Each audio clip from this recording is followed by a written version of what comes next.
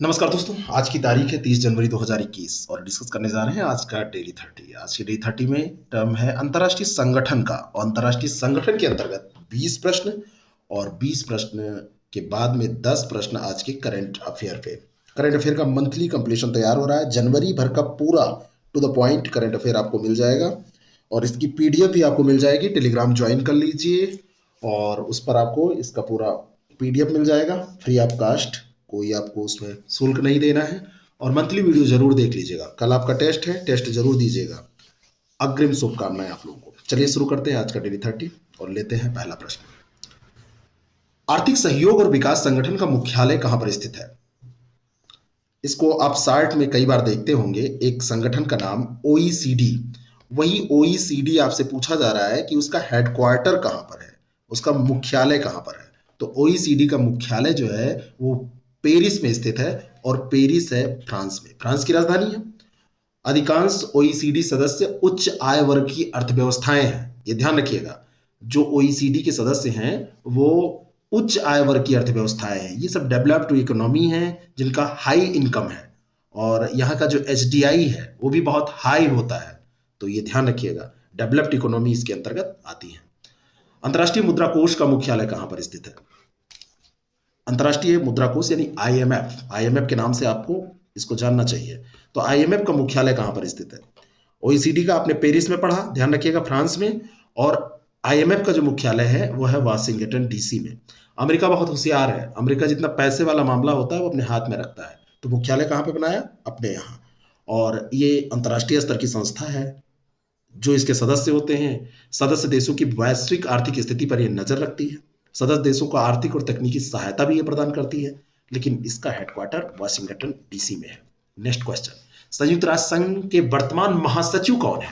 वर्तमान समय में महासचिव कौन है? और ये है एंटेरियो गुटेरेस। अक्टूबर 2016 में इनका निर्वाचन हुआ था, तब से यही तो है। 1 जनवरी 2017 को इनका कार्यकाल प्रारंभ हुआ और ये कार्यकाल कितने 5 साल का होता है। 31 दिसंबर 2022 तक ये रहेंगे, उसके बाद में नए चुने जाएंगे। ठीक है। एंटीरो गुटारेस के बारे में बात करें तो 1995 से 2002 तक पुर्तगाल के प्रधानमंत्री ये रह चुके हैं। तो आपसे ये प्रश्न पूछा जा सकता है कि कहां से इनका संबंध है, कहां के ये राजनेता रह चुके हैं। Next question. संयुक्त राष्ट्र स्टाफ कॉलेज कहां पर अवस्थित है? संयुक्त राष्ट्र यानी यूनाइटेड नेशंस का स्टाफ कॉलेज जो स्थित है वो कहां पर स्थित है? ये स्थित है तुरिन में, और तुरिन पड़ता है इटली में। संयुक्त राष्ट्र की संपूर्ण व्यवस्था के अंतर्गत प्रबंधकों एवं उच्च अधिकारियों के प्रशिक्षण के लिए, प्रशिक्षण एवं कार्यों को सिखाने की प्रक्रिया जो होती है उसके लिए इसको बनाया गया है स्टाफ कॉलेज। तो ये तुरिन में स्थित है और तुरिन इटली में है। ठीक है। Next question. संयुक्त राष्ट्र का मुख्यालय कहां पर स्थित है? संयुक्त राष्ट्र का मुख्यालय कहाँ मिलेगा? संयुक्त राष्ट्र का मुख्यालय भी आपको न्यूयॉर्क में मिलेगा। कहां पर? अमेरिका में। न्यूयॉर्क कहाँ है? अमेरिका में। और जो न्यूयॉर्क है वो वहां का सबसे हाई फाई शहरों में से आता है, और इसका भवन देखा जाए तो बहुत बढ़िया बिल्डिंग भी इसकी है, जिसकी 9 जनवरी 1951 को आधिकारिक रूप से स्थापना की गई थी। और इस मतलब इसका उद्घाटन हुआ था, और इस भवन का निर्माण 1949 से 1950 के मध्य किया गया था। विलियम जैकेडॉफ ने से नदी के पूर्वी किनारे पर 17 एकड़ जमीन खरीदी गई थी इसके लिए। विलियम जैकेडॉफ कोई था, उनसे 17 एकड़ जमीन खरीद के और वहां पर इसका निर्माण किया गया था, नदी का पूर्वी किनारा। और इस सौदे में नेल्सन रॉकफेलर की अहम भूमिका थी। ठीक है। तो ये इतनी बेसिक बात है, आप ध्यान रखिएगा। Next question. अंतर्राष्ट्रीय न्यायालय की आधिकारिक मान्यता प्राप्त भाषाएं कौन कौन सी हैं? तो भाषाएं कौन सी हैं? फ्रेंच, अंग्रेजी, चीनी, स्पेनिश, फ्रेंच और जर्मन, इनमें से कोई नहीं। बताइए। तो अंतर्राष्ट्रीय न्यायालय जो है वो फ्रेंच और अंग्रेजी में काम करता है। विश्व में किसी भी स्थान पर अपने अधिवेशन तथा कार्य का संचालन ये कर सकता है। और न्यायालय का जो कोरम है उसके लिए न्यायाधीशों की जो न्यूनतम संख्या है वो 9 है, लेकिन इसकी जो आधिकारिक भाषाएं हैं वो फ्रेंच और अंग्रेजी हैं। तो अंतर्राष्ट्रीय न्यायालय इसका मुख्यालय कहाँ है? द हेग में है। हो सकता है अगला प्रश्न भी ये हो। तो फ्रेंच और अंग्रेजी में ये अपना कार्य करता है। मान्यता प्राप्त इसकी भाषाएं हैं। निम्नलिखित तथ्यों पर विचार करें। पहला है, भारत के दलवीर भंडारी अंतर्राष्ट्रीय न्यायालय में न्यायाधीश बन चुके हैं। और दूसरा है, अंतर्राष्ट्रीय न्यायालय में न्यायाधीशों का चुनाव 5 वर्ष के लिए किया जाता है। तो पहला स्टेटमेंट तो बिल्कुल सही है, लेकिन दूसरा स्टेटमेंट गलत है, क्योंकि ये 9 साल के लिए किया जाता है। दूसरा स्टेटमेंट गलत है क्योंकि ये 9 साल के लिए किया जाता है। 27 अप्रैल 2012 को संयुक्त राष्ट्र महासभा न्यायालय का भवन एवं सुरक्षा परिषद में अलग अलग हुए मतदान में उच्चतम न्यायालय के न्यायाधीश दलबीर भंडारी अंतर्राष्ट्रीय न्यायालय में न्यायाधीश निर्वाचित हुए थे। और न्यायाधीशों का जो ये चुनाव है 9 साल के लिए किया जाता है और उन्हें दोबारा भी चुना जा सकता है, ये ध्यान रखिएगा। कभी भी आपसे पूछा जाए कि दोबारा नहीं चुना जा सकता तो वो गलत है, दोबारा चुना जा सकता है। नेक्स्ट क्वेश्चन, अगला जो प्रश्न है, चलिए मैं इसको ऊपर बढ़ा देता हूँ, नहीं तो आप लोगों को लगेगा टाइम बहुत तेजी से घट नहीं रहा है। देखिए, टाइम की चिंता मत किया कीजिए, आपकी तैयारी होना चाहिए। कितने घंटे आपने पढ़ा उसका मतलब नहीं होता है, क्या पढ़ा आपने और कितना काम का पढ़ा। आप पूरा दिन पढ़िए और ऐसे वीडियोस देखते रहिए या ऐसी किताबें पढ़ते रहिए जहाँ से प्रश्न ना आए तो कोई मतलब नहीं है।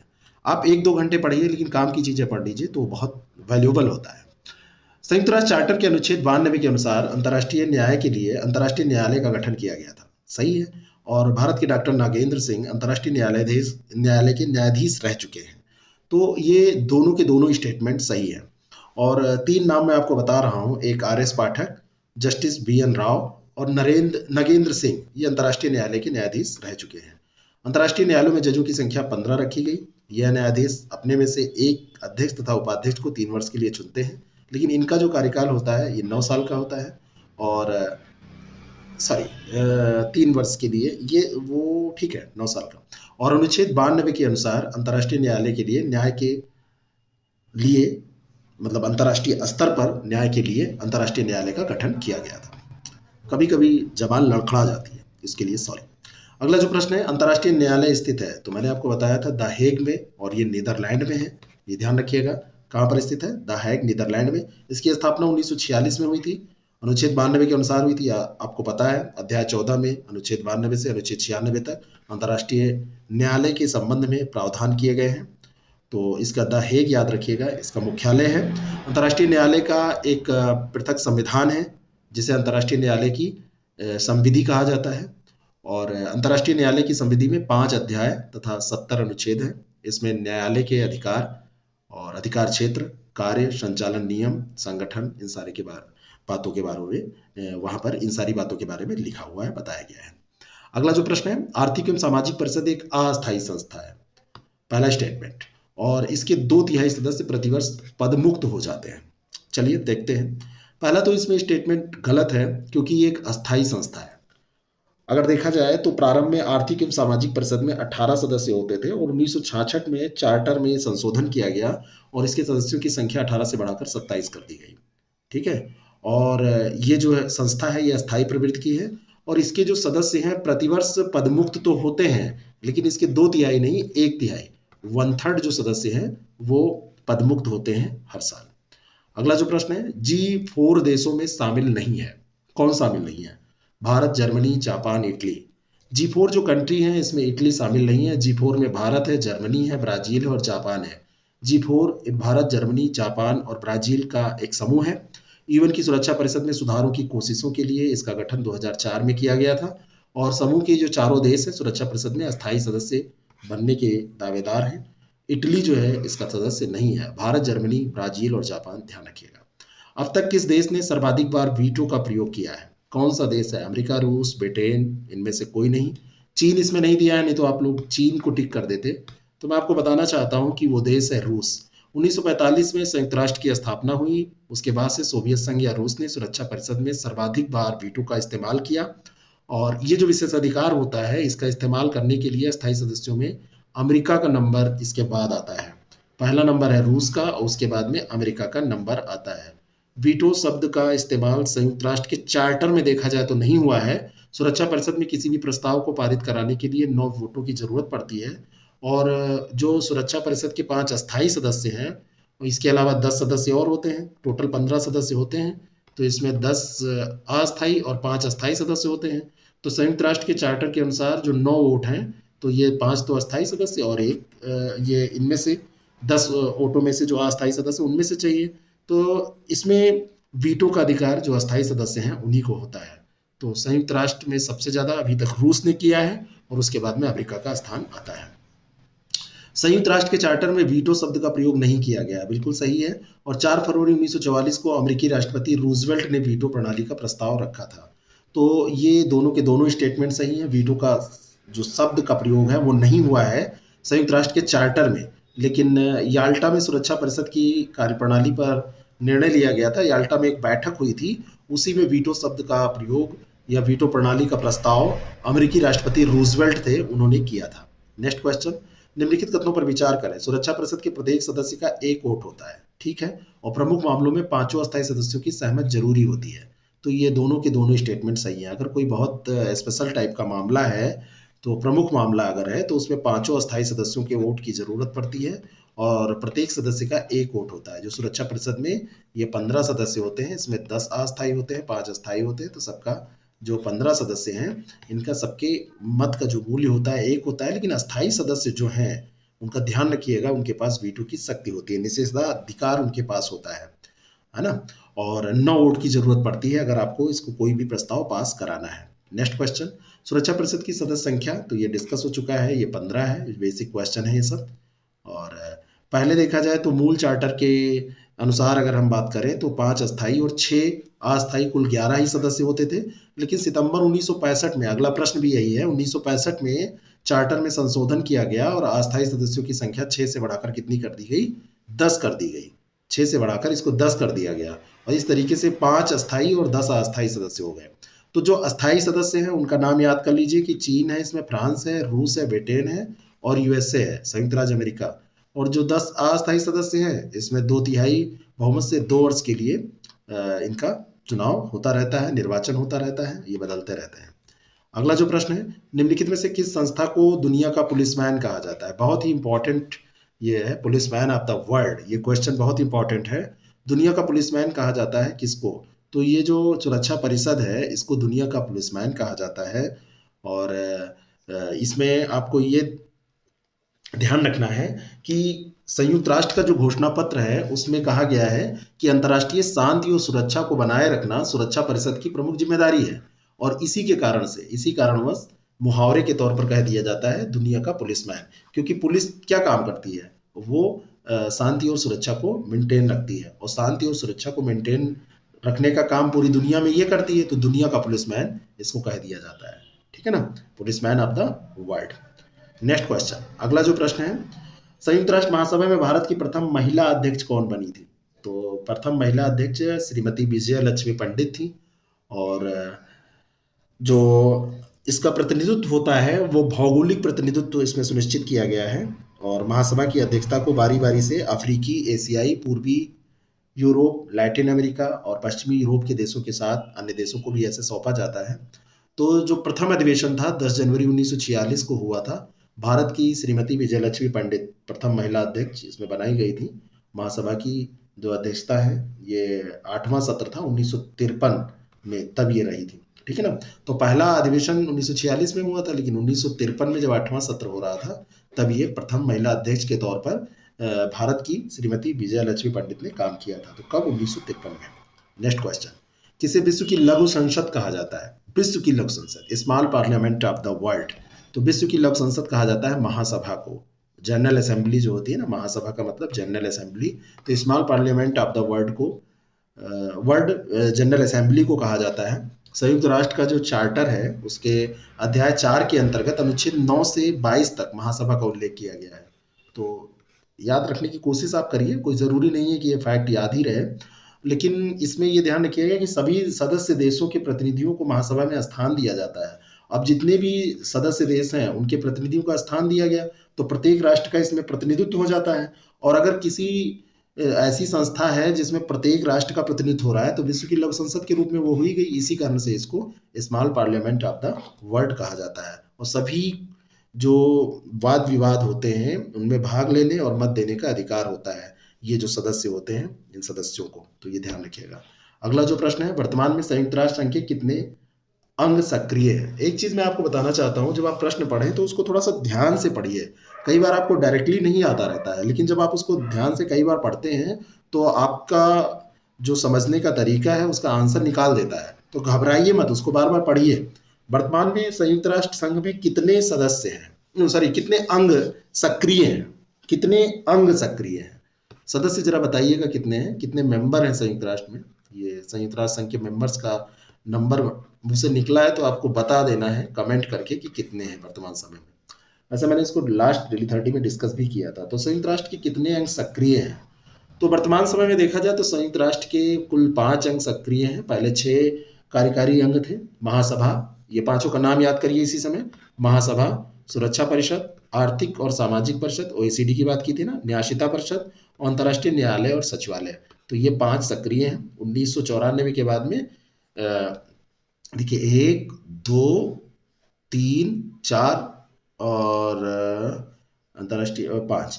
1994 के बाद न्यायिकता परिषद लगभग समाप्त सी हो गई है। पलाऊ की स्वतंत्रता 1994 के बाद परिषद के पास कोई भी न्यास के रूप में नहीं है। तो न्यायिकता परिषद इसमें समाप्त हो गई। तो इस समय कितने हैं? 5 हैं। 1 मिनट। महासभा, सुरक्षा परिषद 2, आर्थिक एवं सामाजिक परिषद 3, न्यायिकता परिषद 4, अंतर्राष्ट्रीय न्यायालय और सचिवालय। ठीक है, ये सचिवालय एक अलग है ना। ये न्यायिकता परिषद ये समाप्त हो गई। ये 6 के नाम दिए हैं, इसमें से ये समाप्त हो गई है, बाकी 5 बचे हैं। तो महासभा, सुरक्षा परिषद, आर्थिक और सामाजिक परिषद, अंतर्राष्ट्रीय न्यायालय और सचिवालय। तो ये 5 एक्टिव है। न्यायिकता परिषद 1994 के बाद में एक्टिव नहीं है। तो वर्तमान में अगर एक्टिव आपसे पूछा जाएगा तो 6, और मूल रूप से अगर आपसे पूछा जाएगा कितने अंक थे तो ये 6 थे।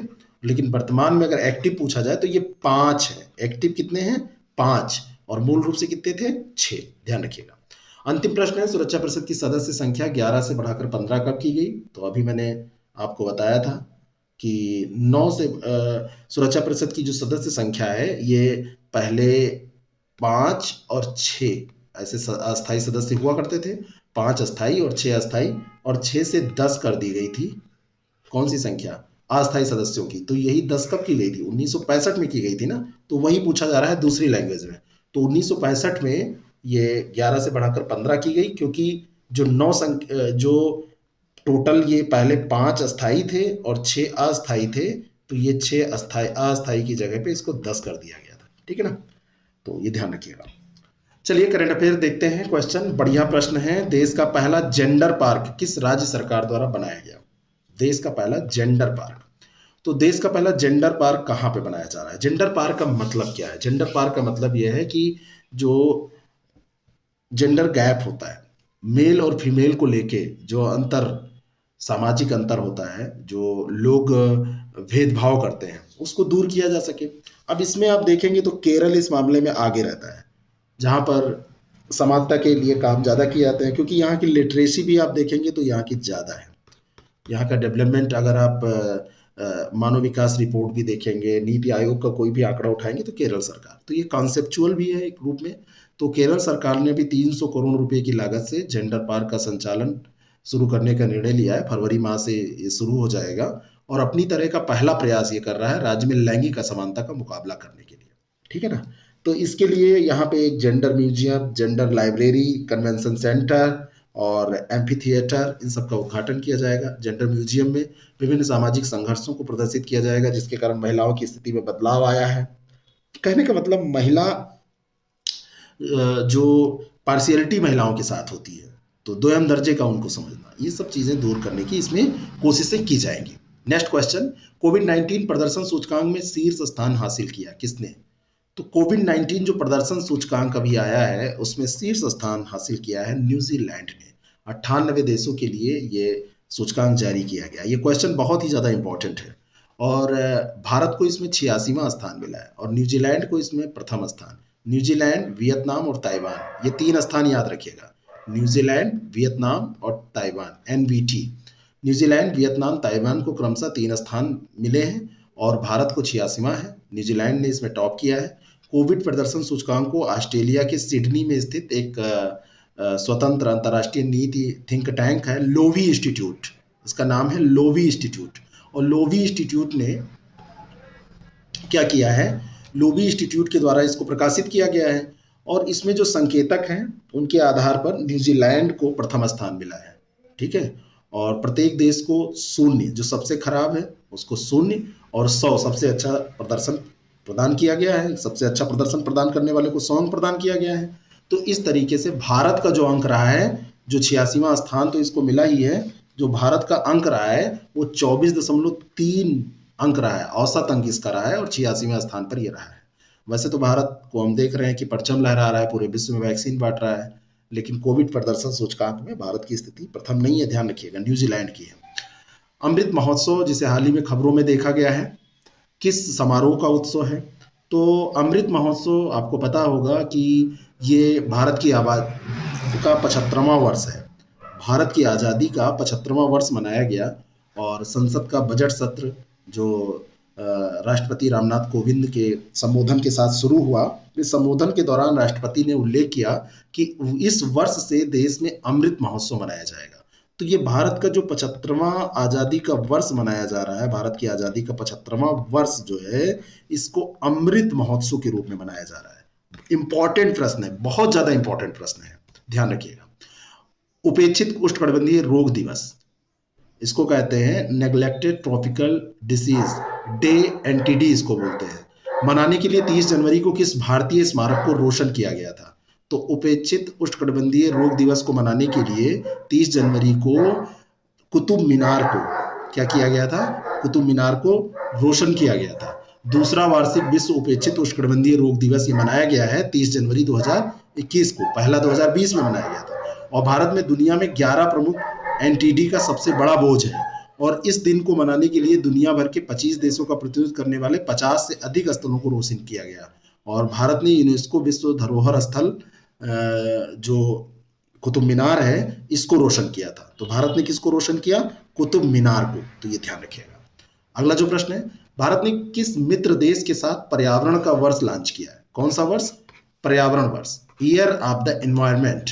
तो ईयर ऑफ द एनवायरमेंट जो लॉन्च किया है किस मित्र देश के साथ लॉन्च किया है? भारत ने। किसके साथ मिलकर? तो ये लॉन्च किया है भारत ने फ्रांस के साथ मिलकर। भारत के जो पर्यावरण मंत्री हैं वो प्रकाश जावड़ेकर हैं। इन्होंने फ्रांसीसी जो इनके समकक्ष हैं यानी कि फ्रांस के जो पर्यावरण मंत्री हैं उनके साथ मिलकर पर्यावरण के इंडो फ्रेंच वर्ष का प्रारंभ किया है। क्या? Indo French, Indo for India और फ्रेंच फॉर फ्रांस। भारत और फ्रांस असम, राजस्थान और झारखंड में परियोजनाओं को शुरू कर रहे हैं। इसका उद्देश्य सतत विकास में भारत फ्रांस सहयोग को मजबूत करना है। भारत की जो परियोजना चल रही है सोलर वाली परियोजना, उसमें भी फ्रांस सबसे अहम भागीदार है, ध्यान रखिएगा। अगला प्रश्न है, पर्यावरण मंत्रालय ने हाल ही में किस प्रजाति के संरक्षण के लिए एक राष्ट्रीय कार्य योजना जारी की है? कौन सी प्रजाति है जिसके संरक्षण के लिए जारी की गई है और पर्यावरण मंत्रालय के द्वारा जारी की गई है राष्ट्रीय कार्य योजना? ये जो प्रजाति है वह है समुद्री कछुआ। मैरिन मेगाफाउना स्टैंडिंग गाइडलाइंस अभी जारी की गई है। इसमें national marine turtle action plan एक जारी किया गया है। तो किसके लिए जारी किया गया है? कछुआ के लिए। और इन दस्तावेजों में तट पर फंसे जानवरों से निपटने के लिए रूपरेखा, समुद्री प्रजातियों, उनके आवासों के लिए जो खतरे हैं, इनके प्रबंधन की बात की गई है। और पर्यावरण, वन और जलवायु परिवर्तन मंत्रालय ने इस कार्य को किया है। नेक्स्ट क्वेश्चन, जलवायु अनुकूलन शिखर सम्मेलन, क्या? जलवायु अनुकूलन शिखर सम्मेलन 2021 की मेजबानी किस देश के द्वारा की गई? 2021 का ये सम्मेलन है, मेजबानी किस देश के द्वारा की जा रही है? और सम्मेलन का नाम है जलवायु अनुकूलन शिखर सम्मेलन और ये की जा रही है नीदरलैंड के द्वारा। 25 जनवरी 2021 को नीदरलैंड सरकार के द्वारा इसकी मेजबानी की गई। तो 2021 का जो जलवायु अनुकूलन शिखर सम्मेलन, क्लाइमेट एडॉप्टेशन समिट 2021, तो ये ध्यान रखिएगा, ये शिखर सम्मेलन ऑनलाइन आयोजित किया गया और इसे CAS ऑनलाइन का नाम दिया गया है। ठीक है ना, क्लाइमेट एडॉप्टेशन समिट, CAS है ना, online, CS for climate adaptation summit. और ये शिखर सम्मेलन संयुक्त राष्ट्र जलवायु कार्रवाई शिखर सम्मेलन के विकास के आधार पर आयोजित किया गया था।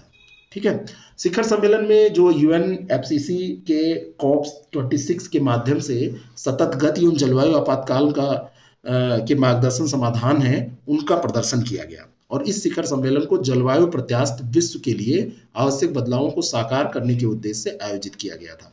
देखिए, जो जलवायु का मुद्दा है वो किसी एक देश का मुद्दा नहीं है, वो पूरे विश्व का मुद्दा है, क्योंकि एक जगह में कुछ परिवर्तन होगा तो उससे पूरा विश्व प्रभावित होगा। तो ये आप ध्यान रखिए। इसमें भारत या कोई भी देश प्रयास करता है, विश्व स्तर पर जो प्रयास होते हैं तो वो पूरी दुनिया की हर एक जीव जंतु के लिए है, फ्लोरा फाउना दोनों के लिए। अगला जो प्रश्न है, गणतंत्र दिवस समारोह में किस देश के 122 सदस्यीय सैन्य दल ने भाग लिया? तो भारत का गणतंत्र दिवस मनाया गया 26 जनवरी को। 26 जनवरी को हमारे किसान भी गणतंत्र दिवस मना रहे थे, उन्होंने बेवकूफ़ी कर डाली है ना। देखिए किसान का मुद्दा मैं एक आर्टिकल आपसे डिस्कस करूंगा, कल तक आपको हो सकता है मिल जाए, चाहे नए वाले चैनल पे इस पे यानी कि जिस पे आप डेली 30 दिखते हैं, या IS प्रेप अकेडमी के चैनल पे, कि किसान का मुद्दा वास्तव में जो मुद्दा होना चाहिए वो है ही नहीं है। तो गणतंत्र दिवस समारोह में किस देश के 122 सदस्यीय सैन्य दल ने भाग लिया? तो ये जो देश था वो बांग्लादेश था। बांग्लादेश का जो सैन्य बल था उसने हमारे गणतंत्र दिवस की परेड में भागीदारी की है। पहली बार गणतंत्र दिवस समारोह में बांग्लादेश सशस्त्र बलों के 122 सदस्यीय सैन्य दल के साथ पार्टिसिपेट कर रहा था। और इस साल बांग्लादेश के मुक्ति संग्राम 1971 में जो हुआ उसकी 50वीं वर्षगांठ भी है, तो इस कारण से ये यादगार रहेगा। और वर्ष 1971 की लड़ाई के दौरान महत्वपूर्ण जो घटनाएं हुई थी उनमें बांग्लादेश की नौसेना ने युद्ध के दौरान समुद्री बंदरगाहों और नदीय बंदरगाहों में दुश्मन के 26 जहाजों को नष्ट करते हुए एक ऑपरेशन चलाया था। कौन सी सेना ने चलाया था? बांग्लादेश की नौसेना ने। और इस ऑपरेशन का नाम था ऑपरेशन जैकपॉट, और ये ऑपरेशन जैकपॉट को सफलतापूर्वक इसने पूरा किया था। तो आपसे पूछा जाए कि ऑपरेशन जैकपॉट किस देश की सेना, तो ये भारत मत टिक कीजिएगा, ये भारत की सेना का नहीं था, ये भारत नहीं, ये बांग्लादेश की सेना का था, ये ध्यान रखिएगा, ऑपरेशन जैकपॉट। और बांग्लादेश एयरफोर्स ने एक चलाया था। तो ये बांग्लादेश की ये जो समुद्री बंदरगाहों नदीय बंदरगाहों में दुश्मन के 26 जहाजों को नष्ट करने का जो था वो ऑपरेशन जैकपॉट था। और एक केलो फ्लाइट था, ये वहां की एयरफोर्स ने चलाया था। भारत के दीमापुर में जो बेस बना हुआ है उस बेस से दुश्मन के ठिकानों पर 50 सफल हमले इसने किए थे। तो बांग्लादेश का ये दोनों जो ऑपरेशन था ये इंपॉर्टेंट था, ऑपरेशन जैकपॉट और केलो फ्लाइट। तो केलो फ्लाइट जो था ये बांग्लादेश एयरफोर्स का था, ऑपरेशन जैकपॉट बांग्लादेश की नौसेना का था। ठीक है, याद रहेगा ना। अगला जो प्रश्न है, किस सरकार द्वारा जनवरी 2021 को बालिका माह घोषित किया गया? जनवरी 2021, वैसे बालिका दिवस किस तिथि को मनाया जाता है जरा बताइएगा? 24 जनवरी को बालिका दिवस मनाया जाता है। ठीक है, और बालिका माह किस सरकार के द्वारा घोषित किया गया? तो बालिका माह घोषित किया गया है पंजाब सरकार के द्वारा। 24 जनवरी को राष्ट्रीय बालिका दिवस मनाया गया। महिला और बाल विकास मंत्रालय की एक पहल है ये जो 24 जनवरी को बालिका दिवस पूरे देश में मनाया जाता है। तो पंजाब सरकार के द्वारा पूरे जनवरी 2021 को ही बालिका माह घोषित किया गया। और धिया दी लोहड़ी योजना भी शुरू की गई थी। तो इस योजना के बारे में पहले भी हमने डिस्कस किया था। तो धिया दी लोहड़ी योजना जो संबंधित है वो पंजाब सरकार से है। और ये बच्चे जो बालिकाएं हैं उनसे, जो गर्ल चाइल्ड है उनसे रिलेटेड है। और अंतिम प्रश्न है आज के डे 30 का। कल आप लोगों का टेस्ट है, टेस्ट अच्छे से दीजिए, आप लोग खूब अच्छे से पार्टिसिपेट करिए और ऐसा पढ़िए ना कि ये पंचवर्षीय योजना मत बनाइए, अपना बेस्ट दीजिए और टालिए मत, कल पर कोई काम मत टालिए। जितना आज करना है उसको करके और समय बचा के कल वाला भी आज कर डालिए, तब बात बनेगी। ऐसे नहीं होता है कि हमने एक किताब उठाई 15-20 दिन से हम पढ़ रहे हैं, मतलब ही नहीं है। पन्ने गिन कर टारगेट करिए, इसका मतलब ये नहीं है कि उसको पूरा कर देना है, पन्ने पलट देना है। कहने का मतलब ये है कि आप किताब उठाइए, देखिए उसमें 200 पेज हैं, तो कुछ तो टारगेट होगा ना महाराज आपका कि इसको इतने दिनों में हमको समाप्त करना है। ऐसे करिए उसको, अपने को धोखे में मत रखिए। खुद को दिया गया धोखा माफ नहीं होता है कभी। इतनी देर से मैं रुका हूं तो आप भी मत सोचिएगा कि खुद को दिया गया धोखा रसगुल्ला खिलाता है, कभी माफ नहीं होता है। दूसरों को देंगे तो हो सकता है वो माफ कर दे, लेकिन खुद को जो धोखा देंगे आप खुद को माफ नहीं कर पाएंगे, क्योंकि आपके हाथ में है ही नहीं माफ करना। हाल ही में प्रधानमंत्री गुइसेपे कोंटे ने अपने पद से इस्तीफा दे दिया। तो गुइसेपे कोंटे ये कौन थे, किस देश से ये संबंधित थे क्या? ये पीएम थे। और ये जो पीएम थे गुइसेपे कोंटे, ये किस देश से थे संबंधित? इस्तीफा इन्होंने दे दिया। तो गुइसेपे कोंटे इटली से संबंधित थे। 1 जून 2018 से इटली के प्रधानमंत्री के रूप में सेवारत थे। एक वकील, न्यायविद, इतावली विश्वविद्यालय के प्रोफेसर, राजनीतिक, और ये क्या क्या रहे पता नहीं। मतलब ये कितना ज्यादा, कुछ लोग बड़े मल्टी डायमेंशन होते हैं और इतना ज्यादा सब गुण उनमें होते हैं। तो इन्होंने क्या किया, अपने पद से इस्तीफा दे दिया। राष्ट्रपति ने उन्हें सब कुछ स्पष्ट होने तक कार्यवाहक क्षमता के तौर पर कार्य करने के लिए कहा है कि मतलब कार्यवाहक प्रधानमंत्री के तरह से आप कार्य करिए। तो इनका इतना ध्यान रखिएगा कि ये इटली से रिलेटेड थे, बाकी ये कितने योग्य थे आप देख ही रहे हैं। तो आपको ये कैसा लगता है, मैं बार बार पूछ के थक गया हूँ, लाइक करके बता दीजिएगा। शेयर कर दीजिएगा लोगों तक इसको, ठीक है। और आपको मंथली करंट अफेयर का पूरा मिल जाएगा पीडीएफ, और साथ में क्लास, जिससे आपका पूरा रिवीजन हो जाए। फिर उसका एक टेस्ट भी हम करवा लेंगे। और आप लोग पढ़ते रहिए, टेस्ट अच्छे से दीजिए। हर एक व्यक्ति को टॉप करने की कोशिश करनी चाहिए। Thank you very much.